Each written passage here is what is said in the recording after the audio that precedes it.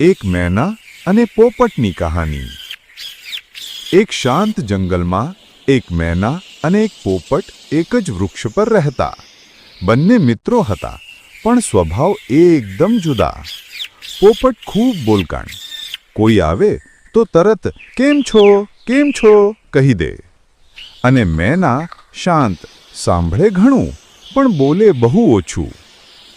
એક દિવસ જંગલમાં એક શિકારી આવ્યો।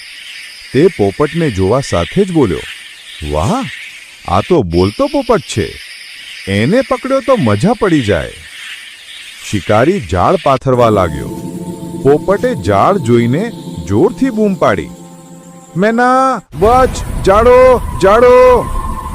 મેના તરત જ ઉડી ગઈ, પણ પોપટનો અવાજ સાંભળી શિકારી ચોંકી ગયો। પોપટ બોલતો તો હતો, પણ ઝાડ ક્યાં છે એ બતાવી ન શક્યો, એટલે શિકારી એને પકડી ગયો। મેના થોડું દૂરથી જ આ બધું જોઈ રહી હતી।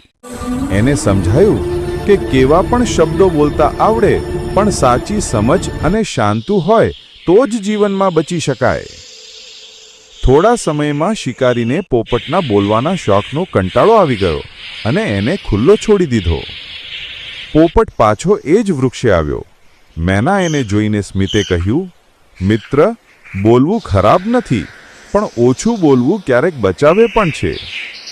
પોપટે એ દિવસથી બોલવું તો બંધ ન કર્યું, પણ સમય સ્થળ જોઈને બોલવાનું શીખી ગયો।